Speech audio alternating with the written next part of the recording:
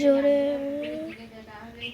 তখন তারা দুই বোনে পুকুরে সেই আংটি নিয়ে স্নান করতে গেল। আংটি পুকুরে দিতে এক পুকুর জল হয়ে উঠল। তারপর সকলে মিলে ভাগাভাগি করে পরিষ্কার করে দিয়ে তাদের দুই বোনকে ইঁদুর দিল। কোষকালে ইঁদুর কাছে বর চাইতে বললো। তখন তারা বললে, কি বর চাইবো? যে কন্যারা বলে, বলো আমাদের বাপের দুঃখ দূর হোক, ঘর বাড়ি হোক, মাটি ফেলে হাতে হোক, ঘরে তুলে ধরা হোক, আমি ভদ্রলাকে রাজার মতো বর হোক। তুমি সেই কথা বলে নমস্কার করলে। তারপর মিত্র প্রসাদ নিয়ে ঘর নিয়ে বাইরে ঢুকে পথে ঢুকে তারা পুকুরে কলমি শাক দেখে শুনতে গেল যে এমনি কলমি শাকের খেতে নামছে। অমনি একটা সোনার ভাগ্য অন্য পায়ে লেগে গেল।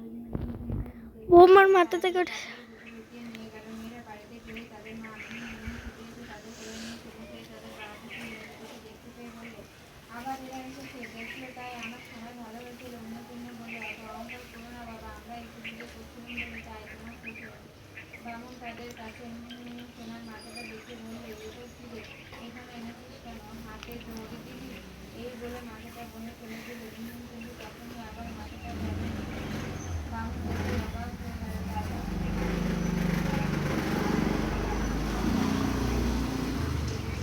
রাজা পাত্রকে সঙ্গে করে শিকারে বেরোলেন। পথে সকল কাজ দেখতে পাওয়ায় সেই গরিব বামুনের বাড়িতে এসে দরজায় যে ভিন্ন ছোট একটি ইঁদুর ভয় করে জল আনল।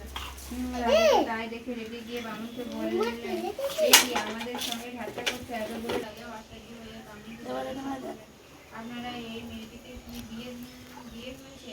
আমার জামাই হবে, এ কি কম ভাগ্যের কথা। রাজাও আর শিকারে গেলেন না। রাজবাড়িতে খবর পাঠালেন যে আমরা বিয়ে করে বউ নিয়ে যাচ্ছি। এদিকে বামুন গিয়ে সব জোগাড় করতে লাগলো। তারপর সেই দিন রাত্রিতে খুব ঘটা করে অন্যর সঙ্গে রাতের এক ভিন্নের সঙ্গে রাত্রে বিয়ে হলো। দুই বোনের কত সুন্দরী ছিল। রাজা পাত্র দুজনেই খুব সন্তুষ্ট হলেন। পাত্র নুন কিংবা শ্বশুর বাড়ি যাবে। বাপ বললেন,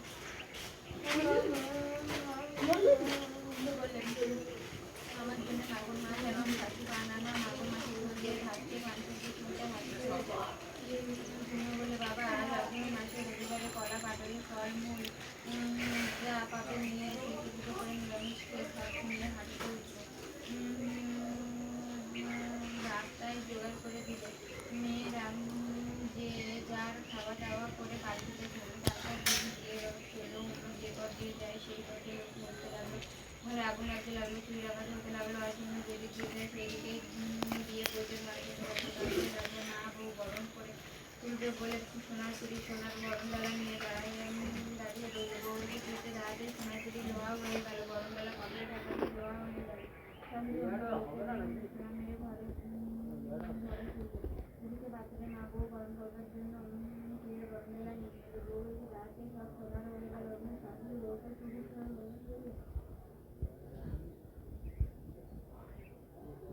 তারপর রাজার আজ হাতি খেলে হাতি মরতে লাগলো, কাল ঘোড়া খেলে ঘোড়া মরতে লাগলো, রাজ্যের লোক মরতে লাগলো, বিদ্যুৎ করতে লাগলো। এরকম সব অমঙ্গল দেখে রাজ্যের সবাই বলতে লাগলো, কি রানী বউ এনেছে বাবা, রাজ্যে শুধু সব জল। এদিকে পাত্রে তিনজন খুব মিনতি হতে লাগলো। রাজা এসব দেখে পাত্রকে ডেকে সব জিজ্ঞাসা করলেন, পাত্র তুমিও গরমডালা দিয়ে ফেলেছো আর আমি তবে তোমার জন্য মিনতি আর আমার এত অমঙ্গল কেন? পাত্র বললে, ওই আমি যদি বুঝতে পারছি না। তখন রাজা রেগে পাত্রকে বললেন, আমি অমঙ্গল পাইনি, পাত্রই এ অবস্থা আমাকে দেখাচ্ছে। তুমি থাকো এক্ষুনি রাজা রাজার অন্য সেই চূর্ণের বাড়ি ছেড়ে দিয়ে একটা পুকুরে গেলেন। অন্য রকম সুন্দর কাঠে বাড়ি হতে দেওয়ার জন্য আগে সেই পুকুরে গরমডালা দিয়ে আনন্দময়ী তাকে জিজ্ঞাসা করলেন, সমস্ত কথা বলো। শুনে বললে, তুমি একটু চেয়ে দেখলে যে রাজবাড়িও নেই, সে ধনদৌলতও নেই, আগেকার কুলেঘর রয়েছে। বামুনকে দেখতে পেয়ে বামুনি কেঁদে শুনে বললে, কেমন এখন হয়েছে তো? ইঁদুর দেওয়া ধনদৌলত সব তিনি কেড়ে নিয়েছে। বামুন বললে, যা হওয়ারটা হয়েছে, তুমি আবার ইঁদুর পুজো আরম্ভ করো। বামুনি বললে, আবার 1 বছর বসে থাকি, তারপর অগ্রহায়ণ মাস হলে করবো। তা যাক, তুমি একবার ঝুনুর বাড়ি যাও, যদি কিছু পাও। বামুন তখন বামুনের কথা মতো একখানা ছেঁড়া কাপড় পরে ঝুনুর বাড়ি গেলেন। সেখানে গিয়ে দেখলে দাসীরা সোনার ভাড়ায় করে জল তুলছে। তাই দেখে বামুন জিজ্ঞেস করলেন, আমরা তোমরা কার জল তুলছো? তারা বললে, ঝুনু রানীর জল তুলছি। তখন বামুন বললেন, দেখো বাছা, তোমরা একবার ঝুনুকে বলে যেতে, বাবা এসেছে, তোমার বাবা এসেছে। ওরা তার আচ্ছা বলে চলে গেল। আবার যখন তারা এলো, বামুন জিজ্ঞাসা করলেন, আমাকে বলেছিলে?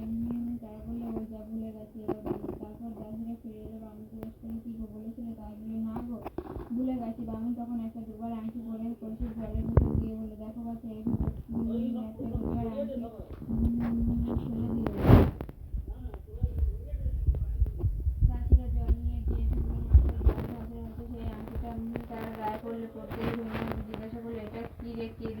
তখন দাসীরা বললে, ওগো তোমার বাপ এনেছে। ঝুমনো তখন রাত্রে বাড়ির বাইরে নিয়ে এলো। তারপর রাত্রে বেশ ভালো করে নাইয়ে খাইয়ে অনেক টাকা করে জিনিসপত্র দিয়ে বিদায় করলে। পথের মধ্যে ডাকাতি সব ডাকাতি করে নিলে। ঝুমনো তখন তাই শুনে বাপের ভাগ্য ভেবে আসলো। ওদিকে